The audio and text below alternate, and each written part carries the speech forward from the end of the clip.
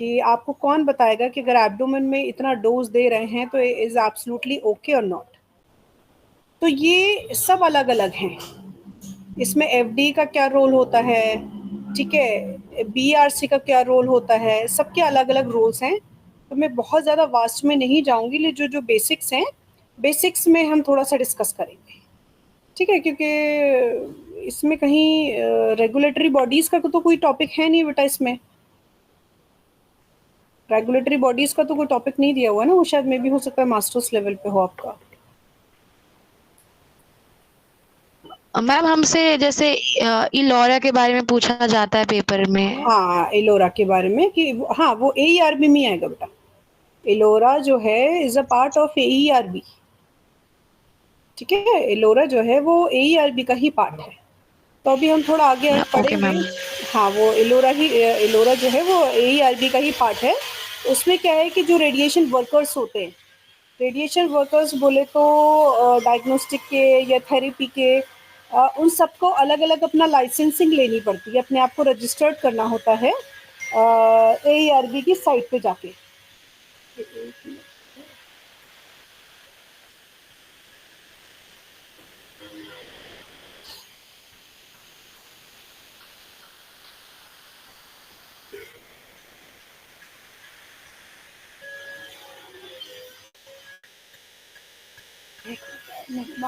Message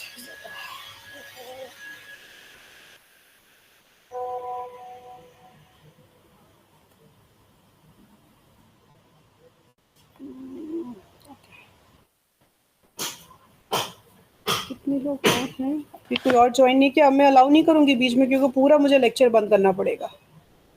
there is a 15, तो is okay 15।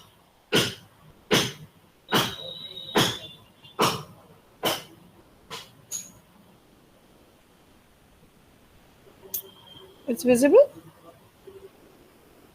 Yes ma'am. So regulatory bodies अपने आप में एक बहुत बड़ा डिस्क्रिप्शन है।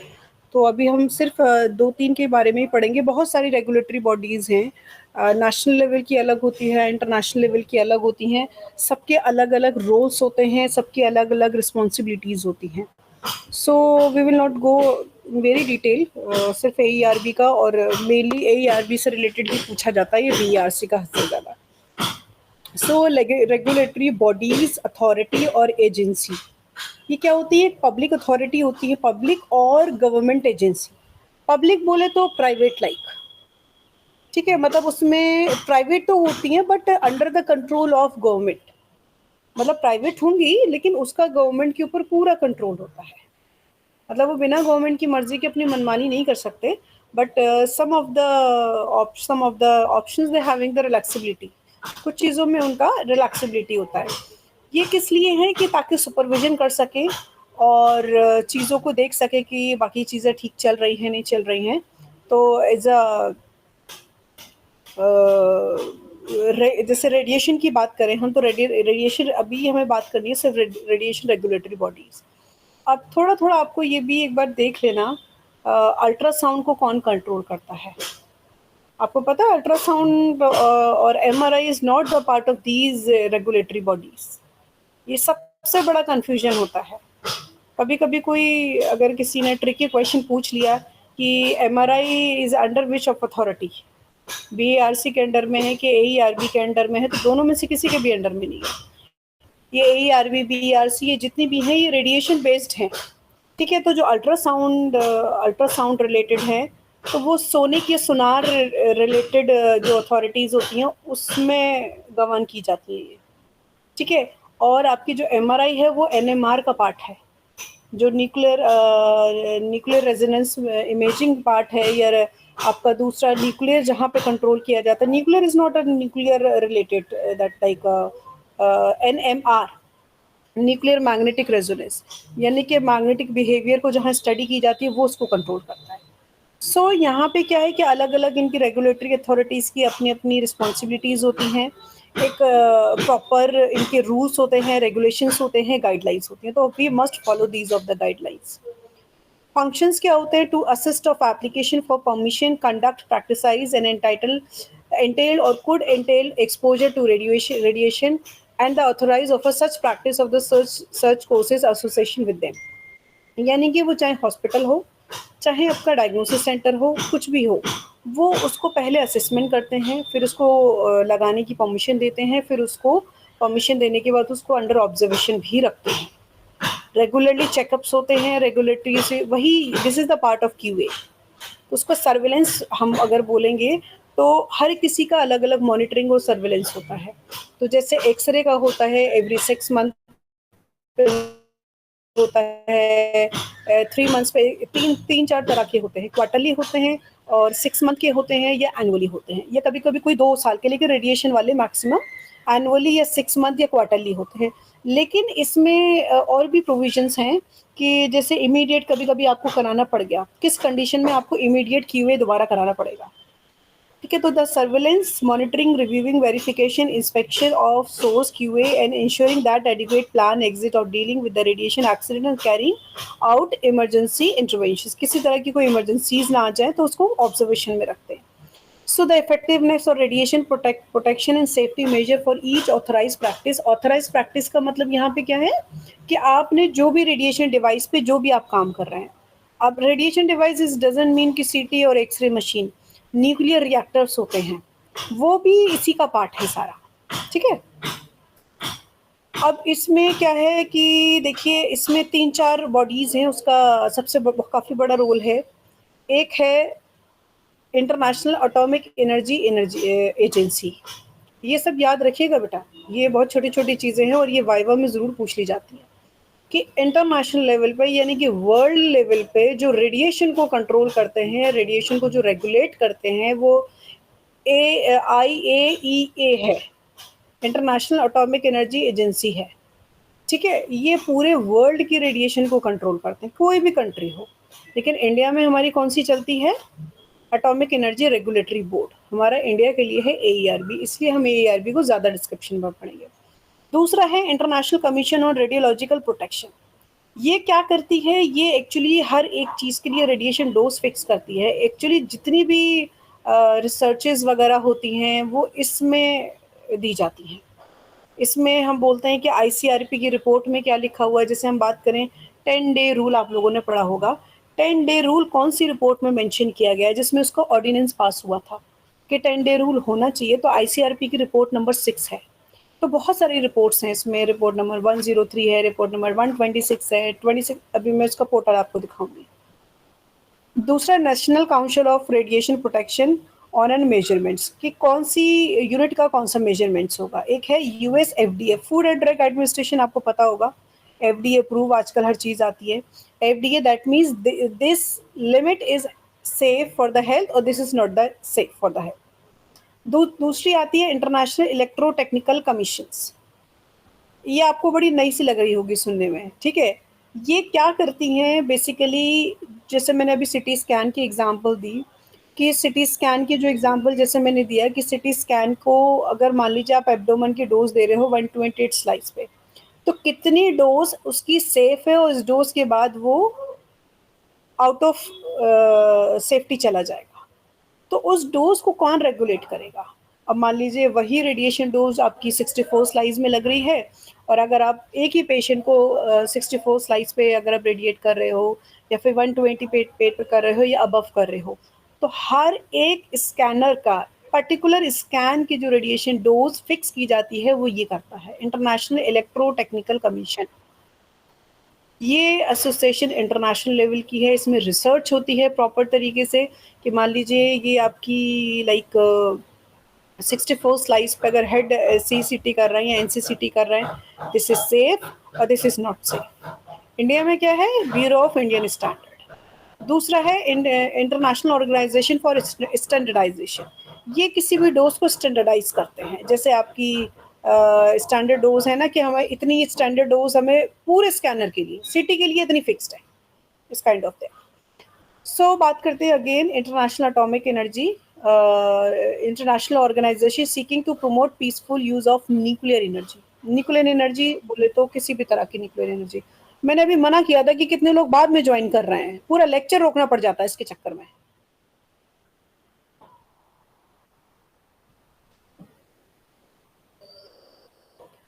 अरुणा पाल, अरुणा पाल, यस मैम। आपको पता नहीं था कितने बजे क्लास है? भूल गया था मैं।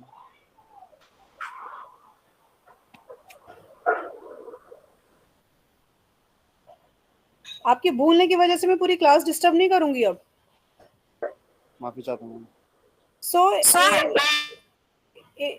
IAEA was established is autonomous 29th जुलाई को। ये इतना ज़्यादा इसमें डिटेल में जाने की ज़रूरत नहीं है, कब क्या एस्टैब्लिश हुए, बस ये पता होना चाहिए इसका रोल क्या है। क्या हुआ भैया? अच्छा अच्छा, इधर ही रख दो। सो आपको बस इसका क्या भैया? 3 से कोई बात नहीं, हो गया। हाँ ठीक, लगा देना।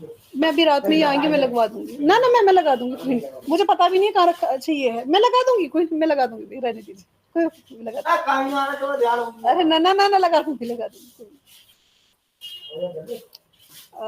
नेक्स्ट है दिस वन। ये आपके रिसर्च लेवल का और आगे भी बहुत काम आने वाली चीज़ है, आईसीआरपी। इसको मैं यहाँ रोक के आपको दिखाती हूँ। आईसीआरपी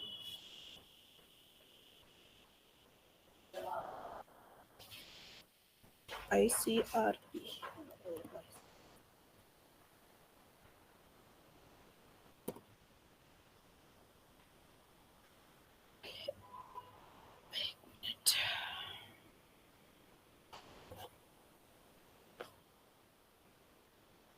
विजिबल है सबको? Yes ma'am. Yes ma'am. ये वेबसाइट बहुत काम की है, इम्पोर्टेंट, और इसका आप लोगों को एक असाइनमेंट में दे रही हूँ मैं। इसका पोर्टल चाहे तो नेविगेशन लिख लीजिएगा। इसमें क्या करना है, इसके पोर्टल पे ये देखिए, आईसीआरपी पब्लिकेशन इज अवेलेबल, ये देखना ना, अवेलेबल ना। आईसीआरपी कमेटी की रिपोर्ट्स होती हैं, ये कमेटीज़ की रिपोर्ट्स होती हैं जो सबसे ज़्यादा वैल्यूबल होती हैं, और इसका रिसर्च में बहुत ज़्यादा रेफरेंस यूज़ होता है।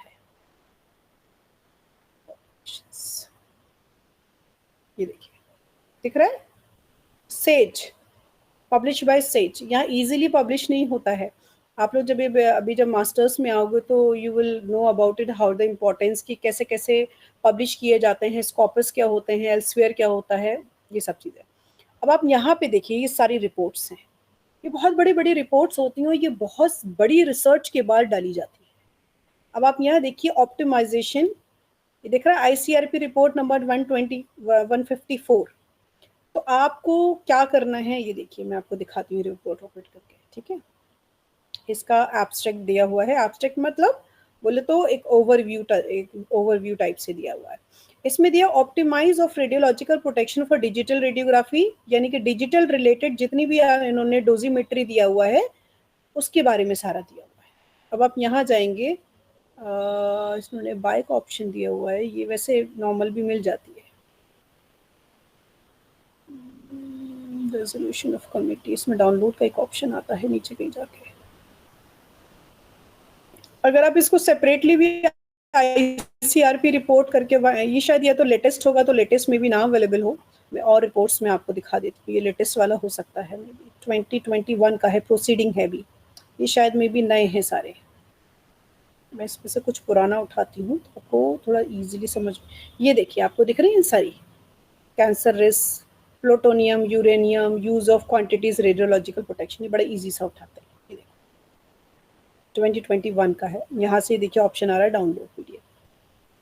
क्वांटिटीज अगर आपको पढ़नी है तो आपको ये पब्लिकेशन बहुत अच्छा है, इसमें आपको सारी क्वांटिटीज मिल जाएंगी, ये बहुत बड़ा डिस्क्रिप्शन मिलेगा, डिटेल्स में मिल जाएंगी। इसको हम देखो दिखाते हैं। अगर क्वांटिटीज के बारे में आप ये समझते हो कि रेडिएशन यूनिट्स जो हैं वो 2-2, 3-3 लाइन की हैं, नहीं बेटा, उसके ऊपर पूरी पीएचडी हो जाएगी। तो ये यूनिट्स के बारे में डिस्क्रिप्शन आया कहाँ से।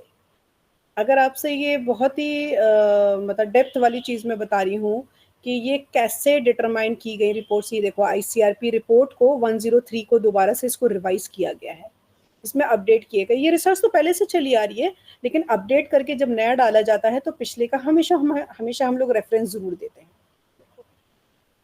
रिव्यू टाइप, ये देखिए दिख रहा है, categories of radiation effects is visible. Yes ma'am. ठीक है, देखो डिटर्मिनिस्टिक इफेक्ट, ये देखिए, ये जो वैल्यूज इसमें जितनी भी दी गई हैं ये बहुत जेन्युइन वैल्यूज हैं। कि किस पे डिटर्मिनिस्टिक, जो बुक्स में अगर आपको मिलेगा, कभी कभी अगर आप लोग बुक्स देखते होगे तो उसमें रेफरेंस में हमेशा होता है कि as per the report of this one ICRP, नहीं तो रेफरेंस में मेंशन होगा 1 2 3 करके कहीं लिखा होगा। अब यहाँ पे देखो, ये human study that there are insufficient evidence absorbed or less than 0.5%, the heart cause cardiovascular disease। Heart के लिए नहीं, देखिए यहाँ से मैं एक छोटा सा एग्जांपल बता रही हूँ, हार्ट के लिए लेस देन 0.5% दिया हुआ है। तो ये जो जितनी भी डोजेज होती है ना, ये देखिए स्टोकास्टिक इफेक्ट, बहुत बड़ी रिपोर्ट है, काफी बड़ी रिपोर्ट है, ये देखिए, दिख रही है, देखिए सबकी रिपोर्ट, सबकी होल पॉपुलेशन 0 से 84 ईयर्स तक का दिया हुआ है। ये देखिए इसोफेगस की कितनी है, स्टमक की कितनी है, कोलोन की कितनी है, लिवर की कितनी है, फिर टोटल रेडिएशन डोज। ये देखिए कितने ऑर्गन को कितनी रेडिएशन डोज सेफ है, कितनी नहीं सेफ है। ये देखिए, ये देखिए, अब यहाँ पे देखिए कितना अच्छा सा निकाला हुआ है कि इस पब्लिकेशन में ये मेंशन है, इस पब्लिकेशन में ये मेंशन है, होल एडल्ट, कि यहाँ पे आपको कैंसर हो सकता है, यहाँ पे हेरिटेबल इफेक्ट्स हो सकते हैं इतनी डोज पे। इस पब्लिकेशन में ये मेंशन है, इस पब्लिकेशन में इस काइंड ऑफ रिव्यू करके दिया हुआ है। टिश्यू वेटेज फैक्टर, ये देखिए टिश्यू वेटेड फैक्टर पढ़ा होगा आपने रेडिएशन यूनिट्स में, यहाँ का देखिए इसमें दिया हुआ, ये रिवाइज्ड है सारे, ये भी रिसेंट वाला है, रिवाइज्ड वाले हैं। तो अगर आप देखोगे टिश्यू वेटेड फैक्टर, तो कभी कभी कोई बहुत ट्रिकी आ गया तो नया पूछ लेता है कि अभी जो रिवाइज्ड हुए हैं वो कितना आया है टिश्यू वेटेड फैक्टर। यहाँ देखिए age, gender specific cancer, age के अकॉर्डिंग या जेंडर के बेस्ड पे, ये देखिए मेल्स के लंग्स में, स्टमक में, कोलोन में कितना होना चाहिए, ये एज रिलेटेड है, 0 to 9, 10 to 19, 22। ये एक स्टैटिकल एनालिसिस की गई है, एक कोई डेटा पे रिसर्च हुई है, उसके बाद फिर ये ऐसे ही पेपर्स बनाए जाते हैं। ये दिख रहा है, तो यू कैन सी, आपको बड़ी छोटी सी चीज लगती है कि भाई आपने बस याद कर लिया, लेकिन बेटा उसके पीछे ये देखिए एब्जॉर्ब डोज, ये देखिए एब्जॉर्ब डोज का डिस्क्रिप्शन, इक्विवेलेंट डोज का डिस्क्रिप्शन, ठीक है। तो इस काइंड ऑफ दीज रिपोर्ट्स, ये एक रिपोर्ट की बात हो गई। अब हम बात करते हैं, बहुत सारा आपको सारा टोटल इसमें मिलेगा। ये देखो और जाते हैं, ये प्रोटेक्शन इसमें थेरेपी का दिया हुआ है, ठीक है, रेडियो न्यूक्लियाइड का दिया हुआ है। तो हमें सिर्फ डायग्नोस्टिक वाले अगर आप देखोगे, हमें जितने कॉस्मिक रेडिएशन एविएशन से रिलेटेड है, that means whatever your related to your radiation, इसमें रेडिएशन से रिलेटेड देखिए, radiation protection cone beam CT, जो कि थेरेपी में यूज़ होता है और डेंटल में भी यूज़ होता है, उसके लिए रेडिएशन क्या क्या रूल्स हैं। अब इसमें यहाँ देखोगे अगर आप, सीटी का भी मिलेगा आपको, एजुकेशन, ये देखिए education and training in radiological. हम एक्चुअली ज़्यादातर डेटा जो हम फॉलो करते हैं, हम यही वाला आईसीआरपी का ही डेटा फॉलो करते हैं पढ़ाने के लिए, ताकि बच्चे को ईजिली हम एग्जैक्टली जो सही चीज़ें हैं वो उसको समझ में आए।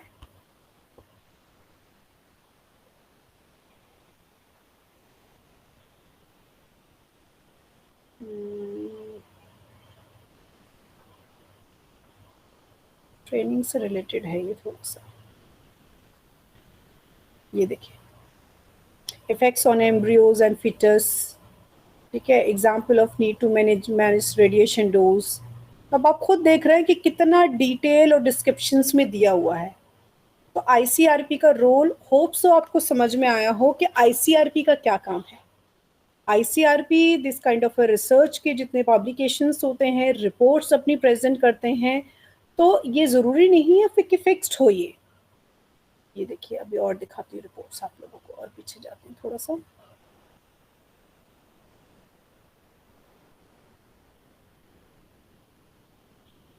ये देखिए रेडियोलॉजिकल प्रोटेक्शन इन मेडिसिन, ये आपका इससे रिलेटेड है। ये देखिए managing patient dose multi detector computer tomography, सीटी का, ये तो आपसे रिलेटेड है।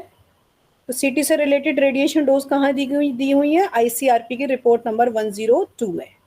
अगर आपको अपने मल्टी डिटेक्टर सीटी की रेडिएशन डोज चेक करना है कि कितने पे सेफ है और कितने स्लाइस पे सेफ है और मल्टी डिटेक्टर का क्या इफेक्ट, पूरा डिस्क्रिप्शन इसमें दिया हुआ है आपका।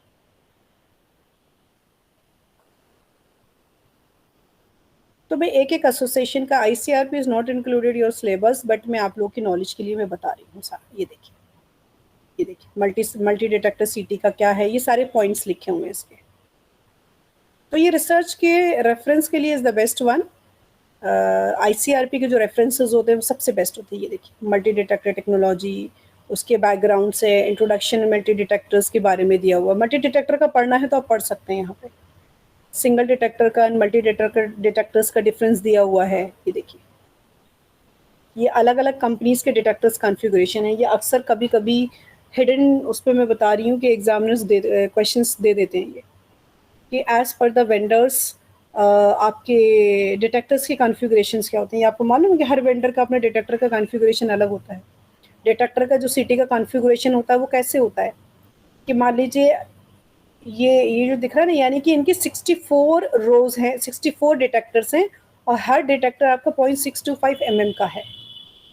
ये 40 mm सिम ये दिख रहा है ना, ये डिटेक्टर्स की थिकनेस है। यहाँ देखिए अलग अलग वेरिएशंस हैं, लेकिन हमेशा ये पेयर्स में होते हैं।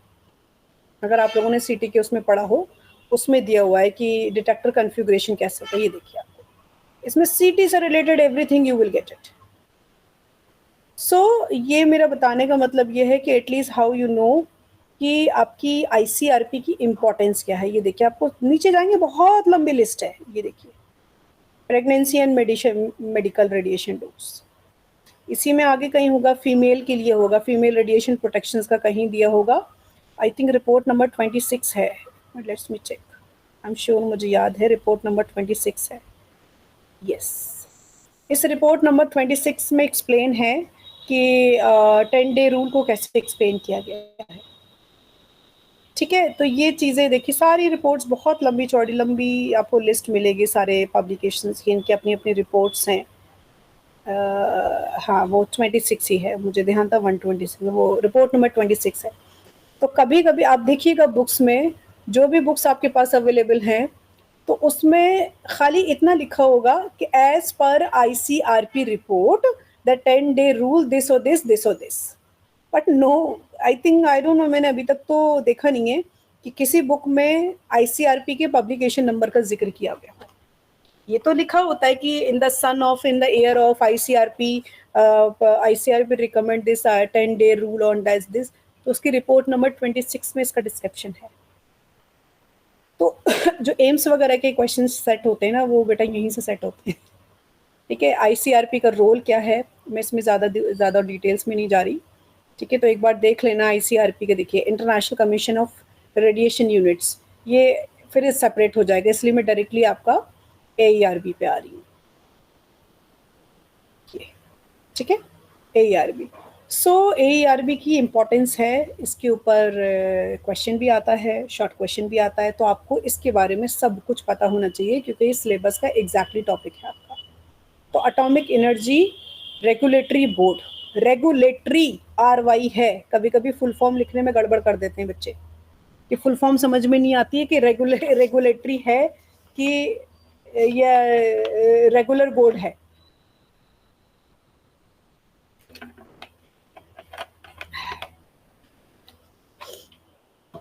ठीक है, तो एटॉमिक एनर्जी कब बनाया गया था? तब 15 नवंबर 1983 में इसको स्टैब्लिश किया गया था प्रेसिडेंट ऑफ इंडिया ने। फिर इसको पावर दी गई थी, इसको एक्ट 1962 के एक्ट के अकॉर्डिंग इसके सारे रूल्स बनाए गए थे। तो एटलीस्ट आपको ये डेट पता होनी चाहिए कब इस्टेब्लिश हुई थी। 1983 में इस्टेब्लिश हुई थी 15 नवंबर को। ये डेट इंपॉर्टेंट है बेटा, अगर आप लिखोगे एग्जाम्स में ये चीज़ तो इज़ वेरी रियली इम्प्रेसिव, इसका आंसर आपको बहुत इम्प्रेसिव है।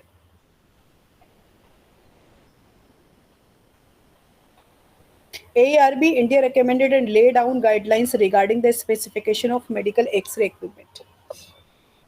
अब ये चीज़ आपको भूलना नहीं है कि अगर हमें कोई एक डायग्नोस्टिक डिपार्टमेंट या हॉस्पिटल का लेआउट वो कौन बताएगा? वो AERB बताएगा। हमें जो अप्रूवल्स लेने होते हैं मशीन को, जब हम इंस्टॉलेशंस करते हैं तो वो इंस्पेक्शन करती है कौन सी जगह में, कौन सी लोकेशन में, कितना एरिया चाहिए, कितना सेंटीमीटर, कितना फिट, कितना स्क्वायर्ड एरिया कितना चाहिए, ये सब आपको AERB बताएगा। आप अपनी मनमानी से नहीं लगा सकते, ये याद रखिएगा।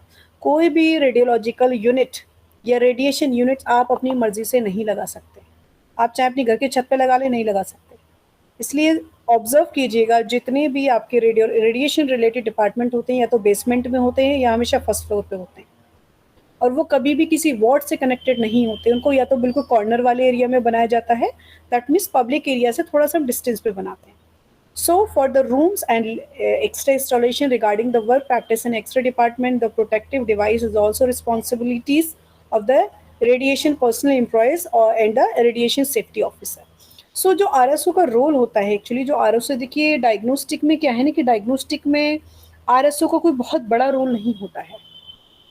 वो उनका काम क्या होता है RSO का कि आपकी सारी मशीन का QA को चेकअप करना, उसके सारे रिकॉर्ड्स रखना, अपने रेडियोलॉजिकल डिपार्टमेंट के रेडिएशन प्रोटेक्शन का फॉलोअप लेना और आपकी जो मशीन्स हैं उनका QA का checkups regularly time to time करना. RSO का डायग्नोस्टिक में इतना ही काम है, इससे ज़्यादा कोई रोल नहीं. लेकिन थेरेपी में RSO का बहुत बड़ा रोल होता है, तो इसलिए RSO की 3 स्टेजेस होती हैं, RSO level 1, RSO level 2, RSO level 3. सबके अपने अपने अलग रोल होते हैं, लेकिन आपके जो थेरेपी में काम करते हैं वो RSO लेवल 2, RSO लेवल 3 चाहिए होता है. So AERB is the authority in India which exercise a regulatory control on the approval of a new model of X-ray equipment and the layout of any new proposal in X-ray installation. It is also regulatory authority for the registration and commission of a new X-ray equipment, inspection and decommissioning of X-ray installation, certificate of RSO and servicing engineer, and also imposing the penalties on any person contravening this rule. अगर कोई भी इस rule को अगर आगे follow नहीं कर रहा तो उस पर पेनल्टीज लगाते, नहीं तो आके सीधे सील कर जाते हैं. जैसे अभी हुआ था गंगाराम में, मैंने सुना था कई साल हो गए तो इस केस को, पूरा गंगाराम का डिपार्टमेंट सील कर गए थे क्योंकि वहाँ पे ट्रेनी TLD बैच नहीं पहने हुए थे. इसलिए आप लोगों ने देखा होगा वो AERB का पार्ट नहीं है, वो BERC का पार्ट है एक्चुअली. बट रेगुलेट करना और उसको देखना वो भी AERB ही मॉनिटर करता है. ये इंटरनेशनल इलेक्ट्रो कमीशन से मैंने बताया था, ये जितने भी इलेक्ट्रॉनिक्स होते हैं, जितने भी इलेक्ट्रॉनिक होते हैं, कोई भी इलेक्ट्रॉनिक डिवाइस हो, वो आपको कितना सेफ है, कितना हैजर्ड है, ये उसके बारे में बताएगा, चाहे वो रेडिएशन देता हो या ना देता हो. तो CT की मशीन का हमेशा याद रखिएगा, CT की मशीन की जितनी रेडिएशन डोजेस डिसाइड करता है वो ये एसोसिएशन IEC करता है. ब्यूरो ऑफ इंडिया स्टैंडर्ड ये छोड़ देते हैं. बिस रिपोर्ट आप लोगों ने ये देखा होगा, बिस ऐप अगर देखी हो, बिस ऐप आपकी गोल्ड वगैरह की प्योरिटी के लिए मेजर करते हैं. अब बात करते हैं एलोरा की. ठीक है, एलोरा की.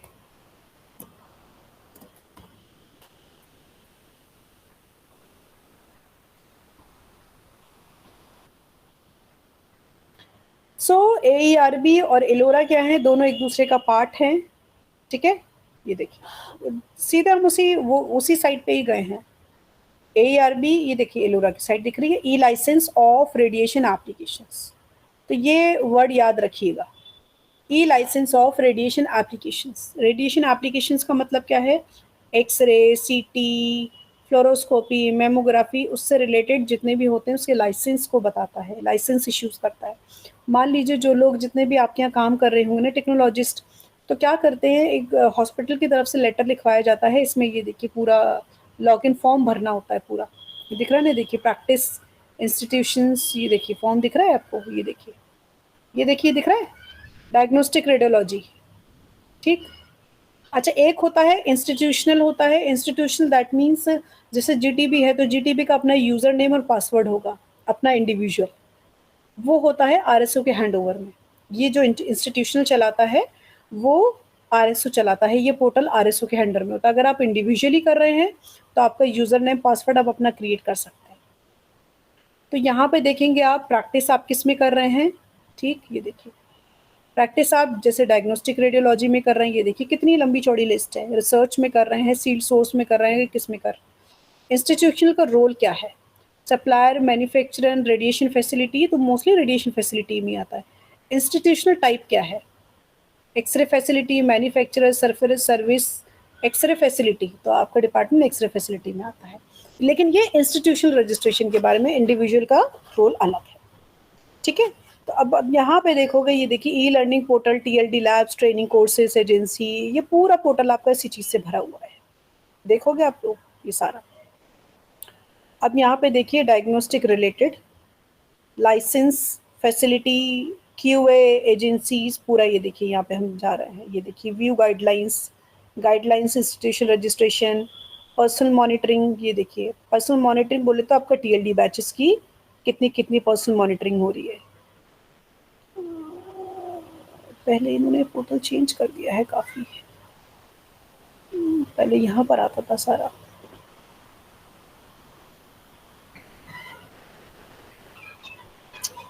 ऑर्गेनाइजेशन इसमें कहीं शायद टाइप ऑफ, ये देखिए टाइप ऑफ लिस्ट, ये देखिए देख रहे हैं ये सारी, ये देखिए कहाँ कहाँ कौन सी किसके नाम पे ये रजिस्टर्ड है। देख रही है पूरी लिस्ट आपको दिख रही है इक्विपमेंट्स की। ये देखिए देख रहे हैं कितनी लंबी चौड़ी लिस्ट है, कहाँ कहाँ कौन कौन सा इंस्ट्रूमेंट्स कहाँ पे रजिस्टर्ड है, किसके नाम पे रजिस्टर्ड है। ये ओपनली होता है। इसी में है शायद,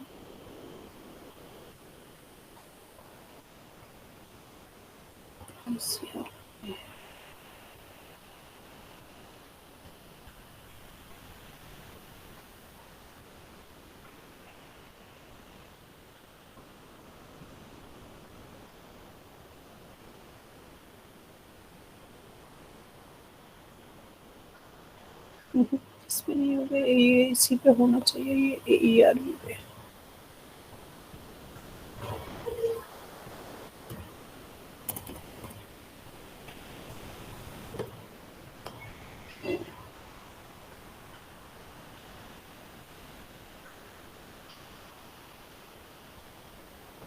इस ये देखिए यहाँ मिलेगा आपको। अब आपको क्या करना है यहाँ पे, ठीक है, ये वही पब्लिकेशन है, ये उसी रिपोर्ट्स को आपको लिंक कर देगा, ये ICRP से ही लिंक कर देगा आपको।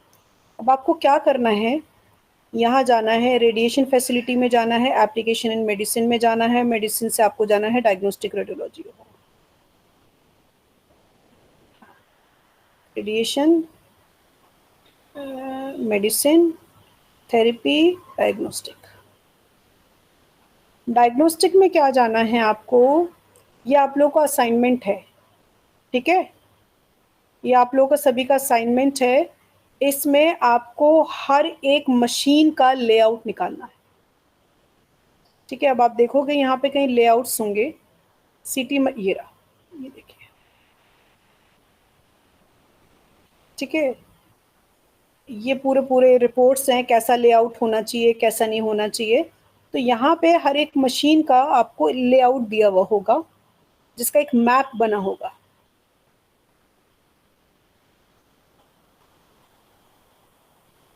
फॉर्मेट है तो ट्रेनिंग सेंटर से, इसमें एक लेआउट्स होंगे, कहीं ऑप्शन होगा लेआउट करके, एक लेआउट करके ऑप्शन आता है इसमें कहीं।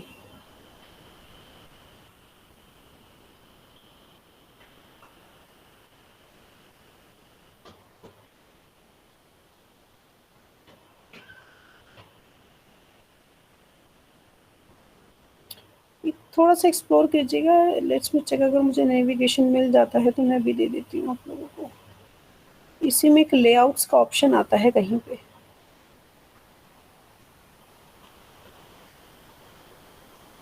सेफ्टी डायरेक्टिव एडवाइजरी यहीं कहीं होगा, कंज्यूमर प्रोडक्ट,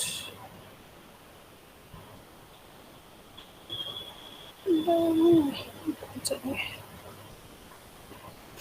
हाँ यहाँ देखिए,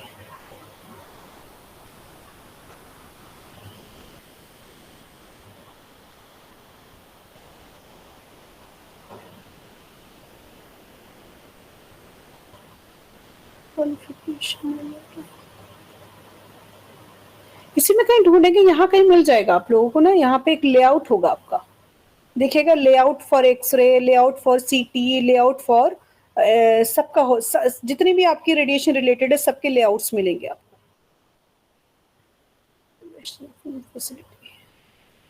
एक बार एक्सप्लोर कर लीजिएगा, या डायरेक्टली भी एक्सप्लोर करेंगे तो सर्च करके आप लोग को मिल जाएगा इसमें, ठीक है। तो इस वेबसाइट्स पे आपको क्या करना है, जाके लेआउट्स निकालने हैं।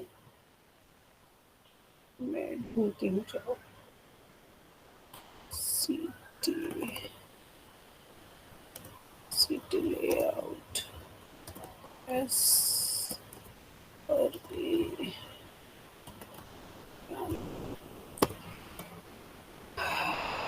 ये देखिए मॉडल लेआउट।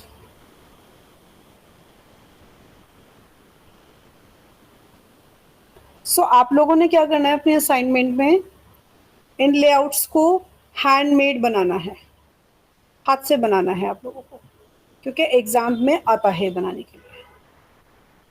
ठीक है, समझ रहे हैं? तो आपको अपना एक असाइनमेंट रेडी करना है जिसमें ये हैंडमेड होना चाहिए, आपको खुद बनाने हैं लेआउट्स। ऐसे ही सिंगल सिंगल सर्च करोगे आपको मिल जाएगी। ये देखिए, ये रहा लेआउट।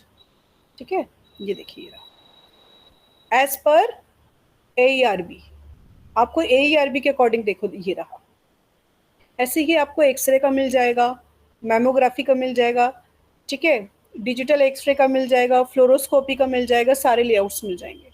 तो दैट मीन्स आपको जितनी भी रेडियोलॉजिकल मशीन्स हैं उनके लेआउट्स निकाल के एज इट इज़ जैसे बने हुए हैं वो आपको अपनी नोटबुक में प्लेन पेपर्स में प्लेन वाली शीट पे बना के और गूगल क्लासरूम पे अपलोड करना है। मैं अभी क्रिएट कर देती हूँ आप लोगों का इसका असाइनमेंट। ये देखिए अभी ओपन हुआ था, तो आप देख लीजिएगा। इंडिविजुअल भी सर्च करोगे तो मिल जाएगा, लेकिन वो एज पर AERB ही होना चाहिए। समझ में आया? मैं ऑडिबल? Yes ma'am. हाँ, तो ये असाइनमेंट का मैं डेट्स और वो उसमें मेंशन कर दूंगी। तो अभी एक ये जस्ट इंट्रोडक्शन ऑफ AERB है। नेक्स्ट टाइप से स्टार्ट करेंगे QA फॉर एक्सरे। तो पहले QA वाला जो पार्ट है पहले हम वो वाला कंप्लीट करेंगे। जितने भी QA हैं, CT, फ्लोरो, मैं चेक करती हूँ सिलेबस आप लोग का क्या क्या है।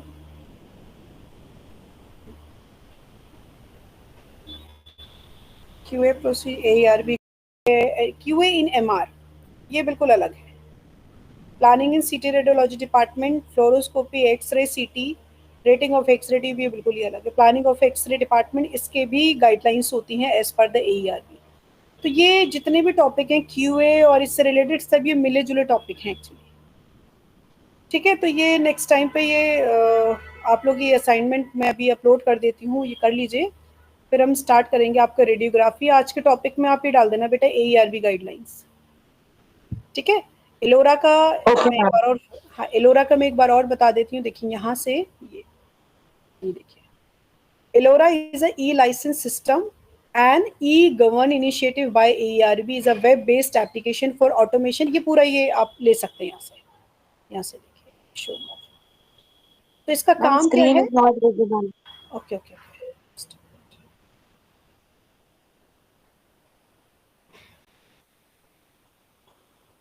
इसकी मैं लिंक आप लोगों को शेयर कर दूंगी अभी। ये ठीक है, ये देखिए यहाँ से इसमें आगे जाएंगे। ये देखिए एलोरा सिस्टम, ये ठीक है। ये आपको पता होना चाहिए कि एलोरा सिस्टम का काम क्या है, क्योंकि एलोरा सिस्टम का रोल क्या है कि ये रेडिएशन प्रोफेशनल का रजिस्ट्रेशन पोर्टल है जो कि AERB के थ्रू ऑपरेट किया जाता है। समझ में आया? ELORA system, that system is produced और introduced by AERB, that's the registration for. ये आपसे पूछा जरूर जाएगा कहीं, कोई ना कोई आपसे एग्जाम में जरूर पूछ लेगा। ये हो सकता है थ्योरी में भी आ जाए, हो सकता है वाइवा में भी पूछ लें आपसे। तो एलोरा आपको पता होना चाहिए कि एलोरा इज रेगुलेट और control, Ellora is a portal for e-license और is controlled by AERB for the radiation workers. Radiation workers that means बोले तो जो भी रेडिएशन में काम करते हैं, चाहे वो थेरेपी के लोग हों, चाहे वो आपके एक्सरे रिलेटेड, यानी कि एक्सरे या रेडिएशन से रिलेटेड जो भी काम करता है उसको अपना लाइसेंस बनवाना बहुत ज़रूरी है। अब ये हो गया है कि अब बिना लाइसेंस के अब गवर्नमेंट में तो काम कर ही नहीं सकते। इवन जितने भी बड़े हॉस्पिटल्स हैं वो भी अब एलोरा रजिस्ट्रेशन मांगने लगे हैं। तो ये रजिस्ट्रेशन का एक पोर्टल वेबसाइट है एलोरा सिस्टम, जो कि e-लाइसेंसिंग सिस्टम है, इज ऑपरेटेड और govern by Ellora, sorry govern by AERB that's make registration online, ये ऑनलाइन है पूरा टोटल, ठीक है।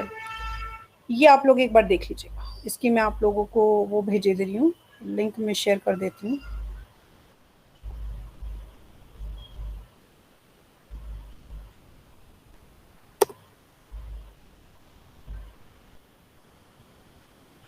ICRP की भी मैं लिंक शेयर कर देती हूँ आप लोगों को। So it's helping you a lot for regarding your, थोड़ा से किसी भी पब्लिकेशंस को देखने के लिए कि कभी कुछ देखना है आपको किसी भी डोज रिलेटेड, तो उसमें आप ये देख सकते हैं। हर एक रिपोर्ट, जितनी भी ऑक्यूपेशनल डोज बनाई गई हैं, सारी डोजेज वगैरह सब इसमें दिया हुआ है, ठीक है। तो अभी आपको एलोरा के बारे में और ARB के बारे में अच्छे से पढ़ना है, थोड़ा सा डिटेल्स में, तो चाहें तो अपने नोट्स बना लीजिएगा, और नहीं तो डायरेक्टली सिर्फ पे दिया हुआ है, तो बेटर है कि एलोरा का नोट्स कहीं मिलेगा नहीं आपको, बेसिकली मैं बता दूँ, ठीक है। तो बेटर है थोड़ा सा इसको साइड से पढ़ के राइट अप लिख लीजिएगा एक। बाकी का मैं आपको ये आपकी उस पर मैं कर देती हूँ गूगल क्लासरूम पे, लेट्स मी चेक। आप लोग की तो बनाई हुई है ना मैंने, गूगल क्लासरूम आप लोग की है ना बेटा? हाँ है, BSc वालों की। Yes, ma'am. Yes, ma'am. Yes, ma'am. Pushpa किया हुआ है असाइनमेंट।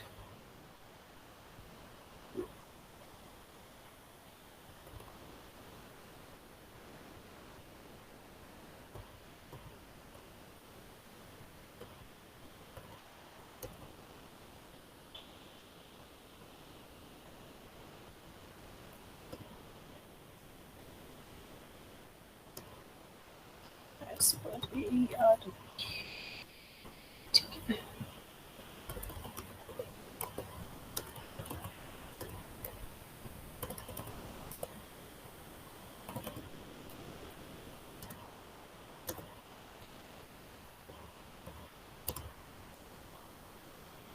कलर पेन से बनाइएगा इसको, कलर पेंसिल से, ठीक है। और उसका डिस्क्रिप्शन भी लिखना है, ये याद रखिएगा। खाली ड्रॉ नहीं करना है, ड्रॉ करके उसका एक सिंपल डिस्क्रिप्शन भी लिखना है, यानी कि एक पेज पे ड्रॉ होना चाहिए, तो दूसरे पेज पे आपका उसका डिस्क्रिप्शन आना चाहिए, और वो डिस्क्रिप्शन आप अपनी ओन लैंग्वेज में लिखेंगे, ठीक है। क्योंकि डिस्क्रिप्शन उसमें नहीं दिया हुआ है, उसमें सारे आपको मैप्स मिल जाएंगे लेकिन डिस्क्रिप्शन नहीं है, तो you have to write your description.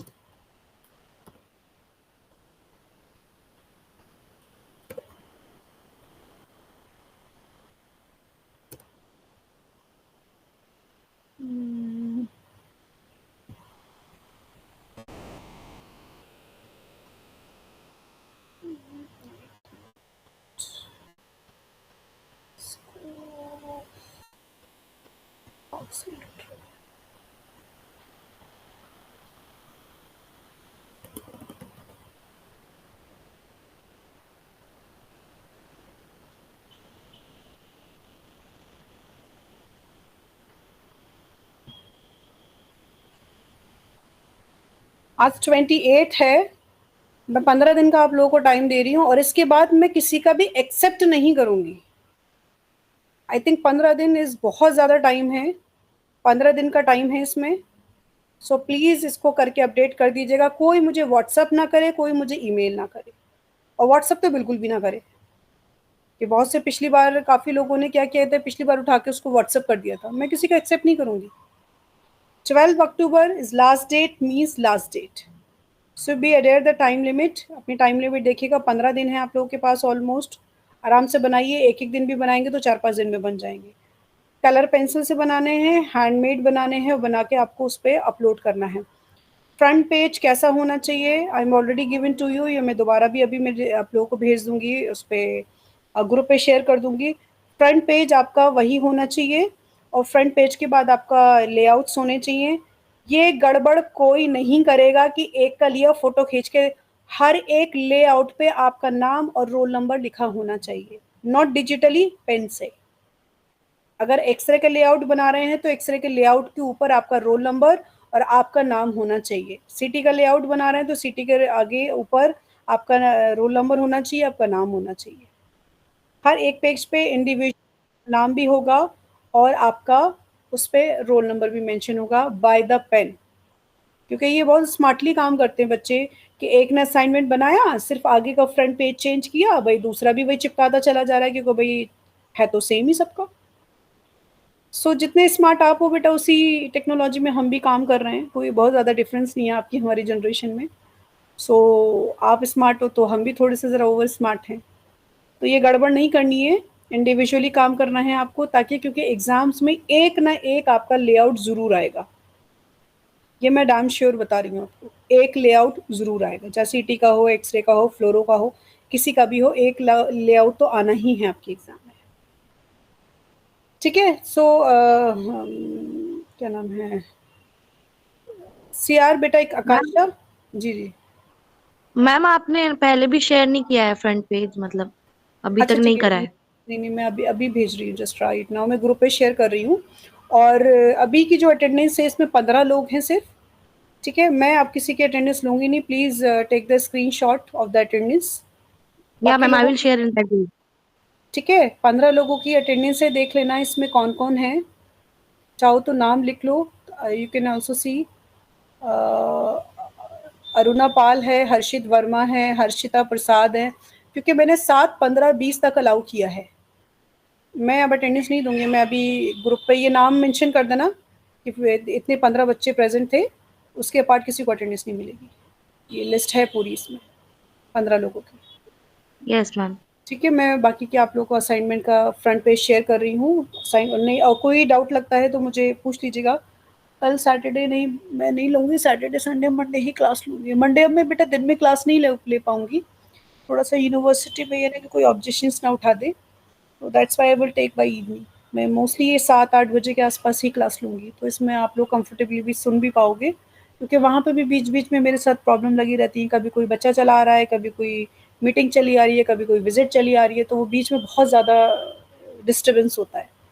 So I can take the constant class, at least चाहे 40 मिनट की क्लास हो, लेकिन कांस्टेंट क्लास हो तो आप लोगों को समझ में आए एटलीस्ट। ठीक है, अभी continue the next class. Monday को मुझे 2, ढाई या 3 बजे मुझे एक बार रिमाइंडर दे देना Akanksha, so will organise the class. Yes ma'am. ठीक है बेटा, ओके।